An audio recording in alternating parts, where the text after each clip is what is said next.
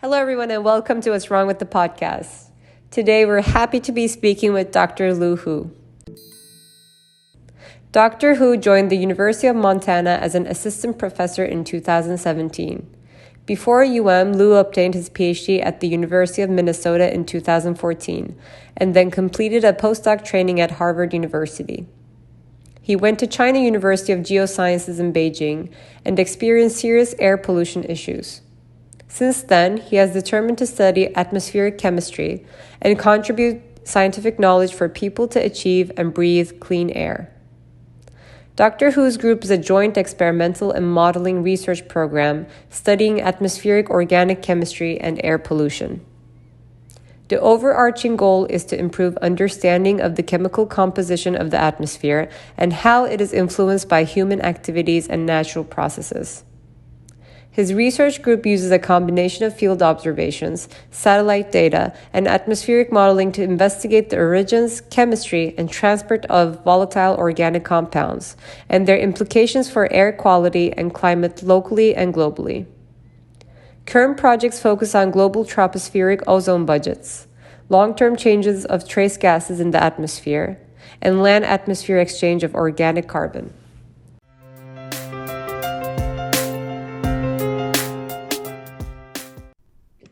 Hello, everyone. Welcome to our podcast. Today, we have the pleasure of speaking with Dr. Lu Hu. He's an assistant professor at University of Montana in environmental and analytical chemistry. Lu, welcome.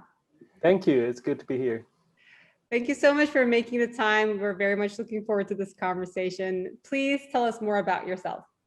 Well, as I said, my name is Lu Hu, and I'm an atmosphere chemist. I studied air, and particularly on those chemical composition of the air. And we do a lot of field measurement for just to answer the question, what's in the air and what's the implication for air quality and climate? Well, that is a great question. What is in the air? Let's start off with that. And what is not working for us that is in the air? It's for people typically thinking on the air when they just look at the sky, it's blue sky, right? And you have clouds and water vapor, and people talking a lot about greenhouse gas as part of the climate system. And there's also tons of those very tiny particles. That's we call particulate matter. That's what people typically hear the terms about haze in Asia, in China, in India, those type of things. And also those particulate matter, also people tend to refer them to like the smoke, and for example, if you're living in the West, this wildfire smoke is frequent topic almost every summer, right? Those because those small fine particulate matter absorb and reflect the sunlight, so that you can see those tiny things affect those how you can see far away. But beyond that, also tons of gas phase, we call trace gases, and those things we are interested in called volatile organic compound. Themselves are air toxic, and some of them can actually make people have those allergies on skin, eyes, itching, feeling, and some more serious one may cause human cancer. And so those all tend to be emitted through the process of combustion. Either combustion of fossil fuel, like they burn in the fossil fuel, the gasoline in a car, or power plants, coal, natural gas, or as a byproduct. And it also can be just coming from those you're burning biomass, for example, burning trees. You have campfires, and those kind of smell you can tell. And some people do not tend to, general public do not tend to know would be actually those volatile organic compounds also as byproduct of photosynthesis. So they can also be emitted just by trees, and healthy trees, or when on the stress of the flood or droughts, those heat stress, they all can emit those trace gases. And they're all playing an important role in terms of air pollution. And some of them are also playing a role in the climate systems. That is so interesting. I had no idea that when we're stressing the nature, that is also sort of even becoming more of an issue to what we're already facing. Yeah, that's a good way to put it. Stress in the nature, and as temperature rising and CO2 in the atmosphere getting increasing, that's also playing as a stress to the vegetations. Yeah, that's so interesting. And so I think if we sort of like break down what you said, explained in terms of maybe indoors and outdoors. So it seems like due to, again, like human related processes, we are facing many, I guess, like toxic, would that be the right term, things in the air that is, unhealthy for human beings and apparently causing stress on the nature and causing all these other things that we talk about, like climate change. And then some of the things that you talk about, like VOCs, are then also a concern in indoor air quality, right? And so while I think this is a really interesting subject for us because while there is like this, more consciousness around creating healthy spaces, especially in the context of what happened last year and with the pandemic, and well, I guess it's still also happening. There's much more concern around having good air quality in indoors, but there are also so many factors of this that could add to it or take away from it, right? So how can we sort of like, can you give further examples, I guess, in terms of like materiality? I guess we talked a little bit more on like outdoors, but also indoors that could sort of add to those issues. Yeah, totally. I think I think this indoor air quality definitely should be a very interesting topic and may relevant to a lot of audience of this podcast. And this myself, my research area is in outdoor air quality. But this last year just gave me a wake up call and thinking about how much time, how many hours is spent indoor, office, at home, or in commute in a car or train, right? That's definitely is a very important topic to discuss, and it's highly relevant to human health and exposures, right? And so one thing to think about is the air inside and outside exchange, right? You have a bad air outside that would impact the air quality inside. But if you inside air is also, if that's a significant source for air pollution, they can also go outside. Get a permitted oxide. So that's a part of the project we are doing. So we're going to have a field campaign in Fairbanks, Alaska this winter to look at those indoor and outdoor air change. Because in the US, in general, those air quality oxide are improving over the last several decades because of those EPA, and those cars get cleaner, power plants get cleaner, etc. But this is for cities like Fairbanks, and that's actually ranking pretty high in terms for most polluted city in the US. And part of the reason for over there is the wintertime air pollution, because it's cold and also have thermal inversion. So a lot of the pollutant get just kept at the very surface layers. And part of the unique things about Fairbanks is also it's cold, and people tend to use a lot of source for residential heating. And one thing we hypothesis think that wintertime they may just because of residential wood burning as a heating source, or some oil burning stove burning as heating. So they make as a big source for air pollution. And in combination of the cold winter, so that's will be the issue over there for the winter time. So part of the question we're trying to answer is when people are burning woods or have those heating source at a house, would they have higher exposure in the house, or maybe it'd be higher than outside air? But one way you mentioned that also people spend a lot of time inside, so that's definitely matters a lot. Yeah. And in addition to not just the winter or up north for those cities, in general, when think about indoor air quality, that's new furnitures, paints, all as part of those volatile organic compound inside, right? And Also in the buildings, like office building or apartment buildings, they'll have those ventilation systems, and how they circulate air, how they remove the air particles, or even some trace gas pollutant. Definitely requires a lot of thinking, and maybe some collaborations among designers and some chemists to work on to improve those issues. I mentioned last year was a wake-up call is because I have a lot of collaborators and colleagues doing fine particle aerosol research, and they mentioned have a lot of discussion about just inside ventilation, how that can improve, kind of mitigate the COVID transmission risk inside, right?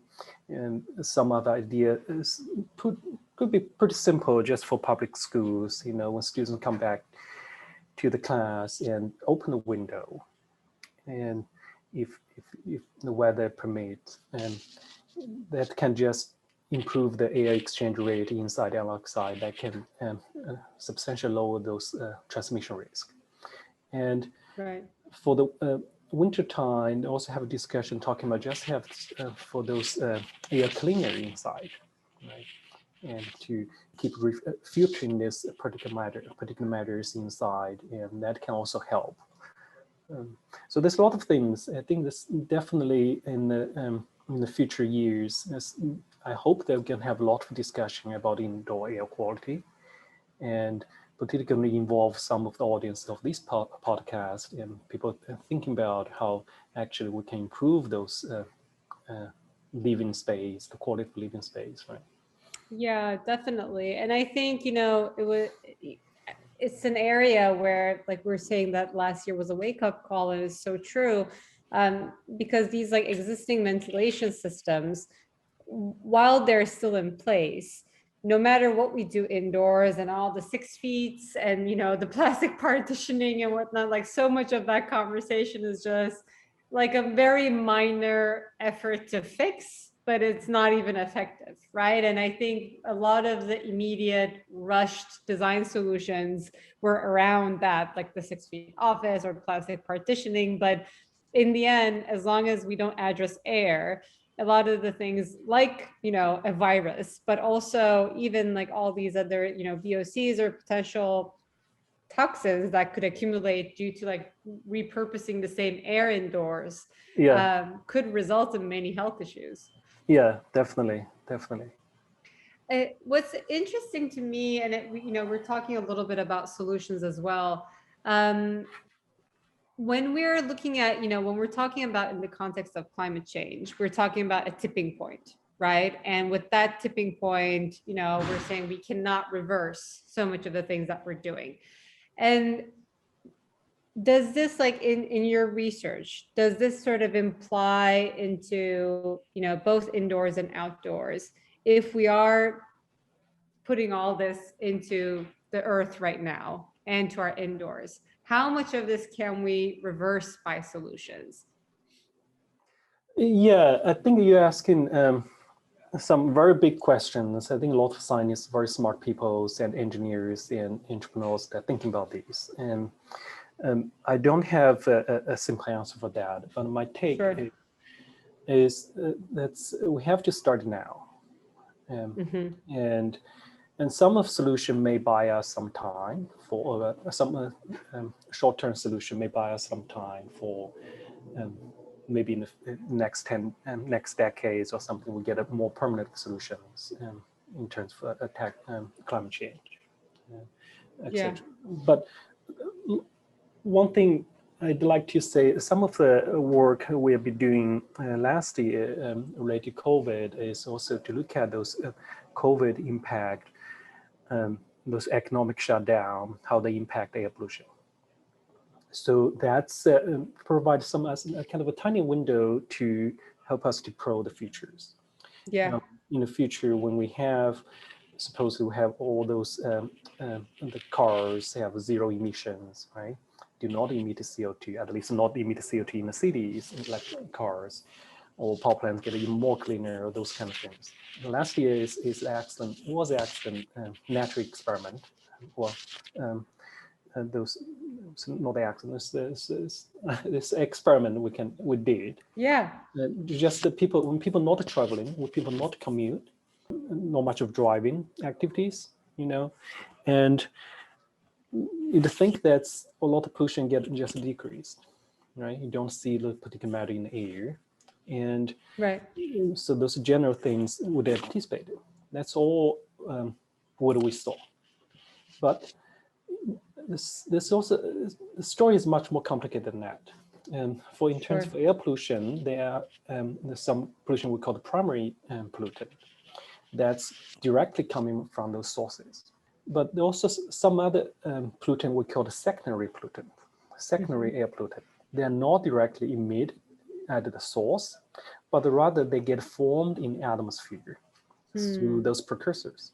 For example, those ground level ozone, that's what we talk about. O3 as a chemical formula, that's also regulated by EPA. So they are not directly coming from tailpipes, but rather they're formed through chemical reactions, through VOC and other NOx and those other pollutants, right? So what we're seeing and what other scientists seeing across the globe, and this is nothing new in atmospheric chemistry. We know that for a while, but last year was really the real world experiment. We can use this data to tell the world. When you cut emissions, cut those primary emissions, obviously those primary pollutants are going to decrease, but those secondary pollutants sometimes they can also increase.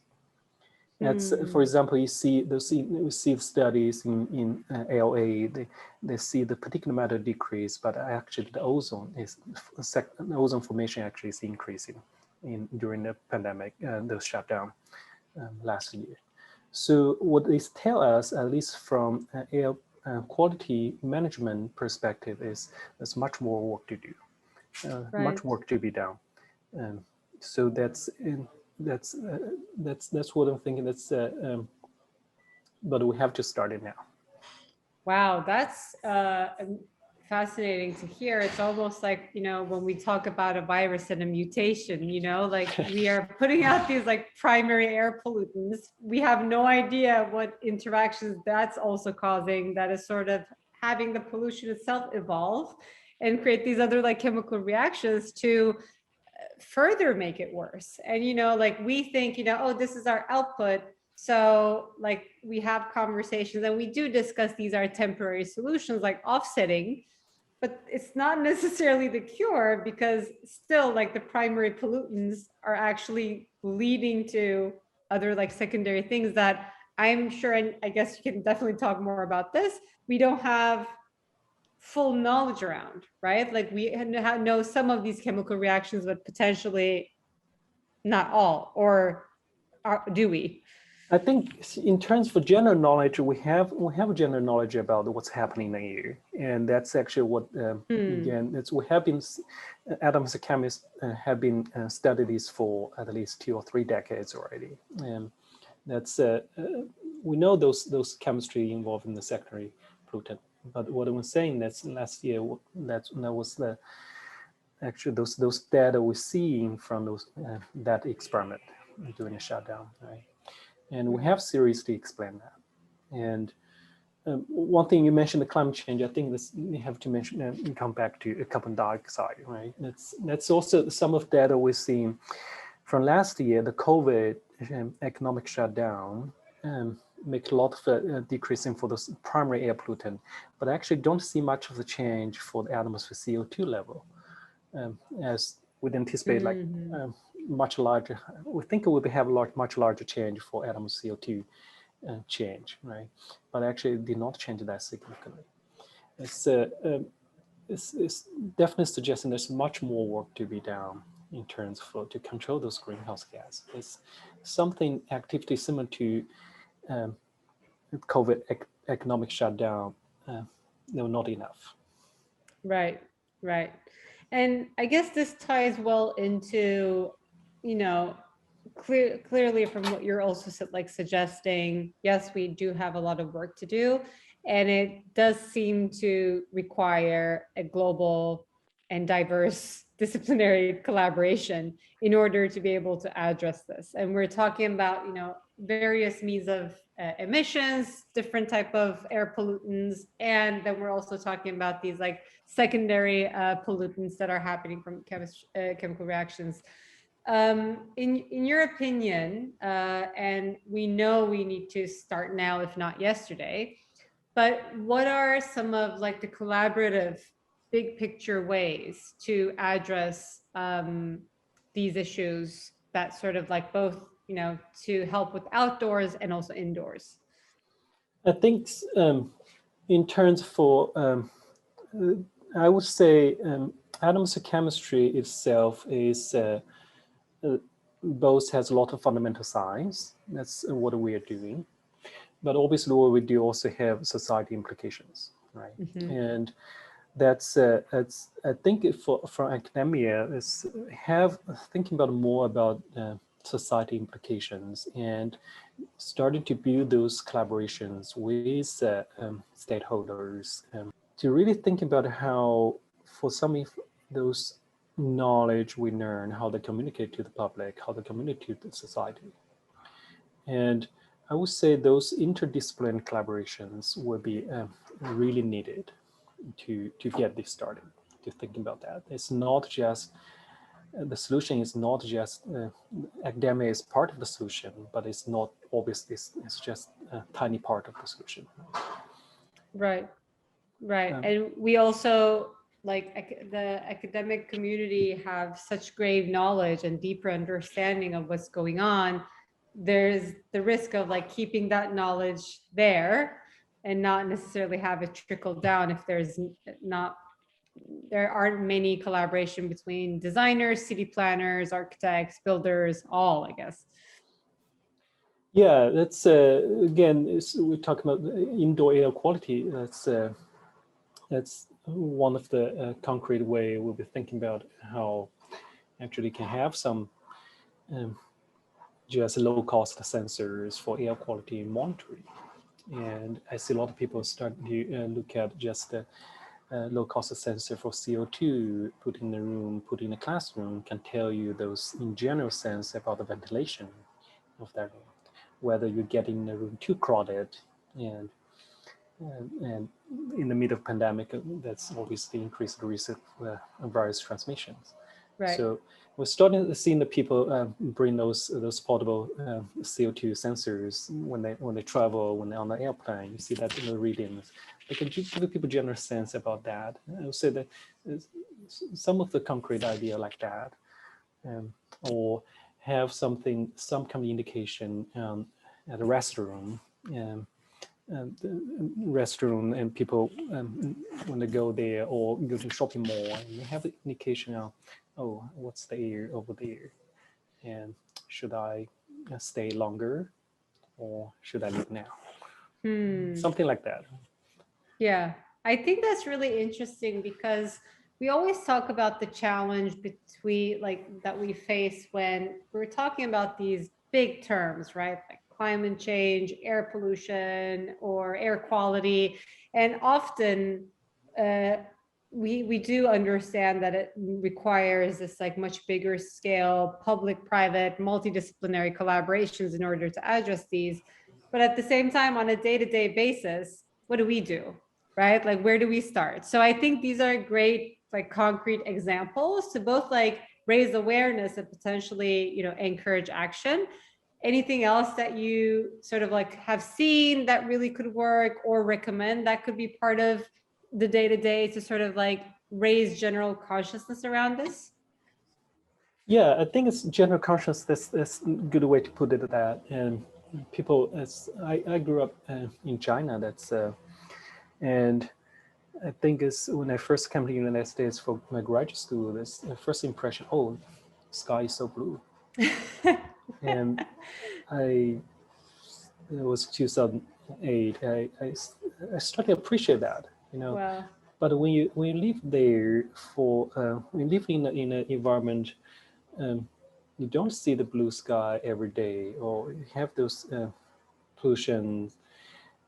Doing that on a daily basis, you start to I would not say ignore, but you tend to not pay attention to that, Right. So until you have those contrasts, so awareness definitely is very important thing. That's actually what's also happening. Thinking about air pollution in China, that's how they improved over the last 7 or 8 years. Is because public awareness. There's a long story about that. So we could spend another half an hour talking about that. But that's those grassroots pressure. Let's make the government to implement those strategy for mitigate air pollution and greenhouse gas. So that's what happened. Right. So I would say, make in general people you don't see that until Right. People do not. If you take it, this is that's a way to say is because we don't see that, we take it for granted, right? And but those public awareness make people aware of that's what's in the air. That can really make people to appreciate, Definitely. And thinking about what's going to air and how we can control some of those pollution emissions. Yeah, it's like two layers to that. I think what you're saying is very interesting and sort of like gives insight into human behavior and like psychology. Like number one, if you're seeing sort of like a brownish air every day, it's almost like even if that was problematic to you in the beginning, it's like we numb towards it, right? Like we become numb towards it. So we're like, oh, it is the way it is. Like we sort of go into this acceptance mode, even if it like affects our health. And we do see like so many health related issues with for people living in those environments. And so that's a big risk, right? Like when we sort of grow numb towards it or start ignoring it because we're in it the whole time.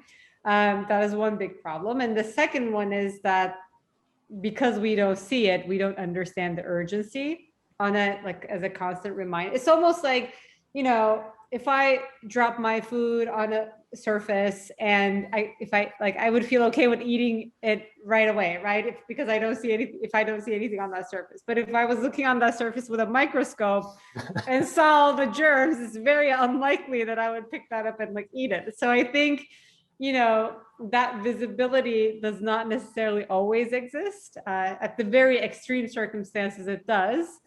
And we don't necessarily just hang out in those environments, but so much of the time we don't see. And that sort of makes us forget too. So what you said in terms of, this incorporation of sensors, and just like these indicators and cues that serve as like constant reminder of our own behaviors, I think that could potentially, reflect in more healthy ways to our day-to-day behaviors. Like, do I drive or do I bike going there? Also, like reflects in corporate environment and therefore business decisions, and it goes from there. So I think what you said in terms of like grassroots efforts and like having that consciousness and awareness seems to be the starting point. Otherwise, we will have to wait for like policies and regulations that sort of inhibit us from causing anything, which might be too late also. Yeah, policy that's typically it's coming to a very late age, right? A very late stage. Always. It's always the science. If you think about one way I'd like to teach in my environmental chemistry class is thinking about ozone pollution policy, how to control NOx or VOC.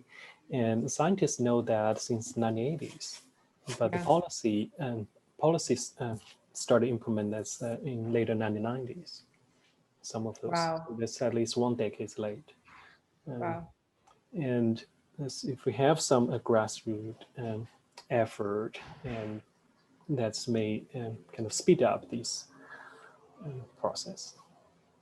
Yeah, and both like so, and also with that, we need to think about two things. We need to think about like how we are contributing to be more of a solution today and stop like unhealthy behaviors. And at the same time, reversing what we already have done. Like all these examples you gave about last year, which is really like a real life experiment, as you said, shows that even if it stops or very like the CO2 emissions, for example, sort of goes to the minimal that it could with the existing infrastructure and systems in place, we're not necessarily reversing anything yet, right? So I think like that like we have two things to sort of address to, like start changing behavior today and start thinking of like how we reverse what we already did. Yes, definitely. I think you put it in a very nice way. Perfect. So I guess like before we wrap up, I do want to ask for your advice to anyone that is going into, and it can be the field of like, air or environment and climate change, but it could also be any other field that is difficult, and you need to push boundaries in order to make progress and really, work hard at it. So whoever is going through that, what would be your advice to them? I would say be curious. That's a very important thing. That's how we really advance knowledge, right? And on a personal level, it's also how to make people happy when doing what they're doing. Be curious and start to talk to people, and especially talk to people who don't like you. Yeah. I think that these podcasts will be something interesting in a way, right? I would never imagine I'd talk to you and Yeah. and also a podcast related to those building designers, right? And so I think it's a good way to talk to different people, and that may give you some different ideas and in terms of what you want to do. Definitely. I mean, I'm so glad you mentioned that. Like, that's the entire reason of this podcast even exists. We learn so much on these episodes, and we clearly go in knowing almost nothing about most of the subjects. So we really see firsthand the benefit of this, like public expert interviews that we're doing, and exposure is a great tool for any creative and designer and innovator really in the space as well. And to add to that, to your point, curiosity definitely pushes knowledge and I guess innovation too. So thank you so much, Lou. This was so great. I would like to ask any updates we should be aware of, anything we should follow, any publications you would like to share with the audience? Yeah, that's a lot of going on. List all of them. It's important. That's a lot of going on. We do have a new publication just coming out to talk about those what's actually in the smoke. You just answer this simple question: what's in the smoke? And with the current technology, we detected more than 150 different trace gases. I mean, there's just specific VOCs, and people have never, a lot of things people just have never paid attention to. And then we know that it's through those earlier laboratory experiments, but this would be want to report in actual fire smoke. Yeah. So that's one of the recent publications we have.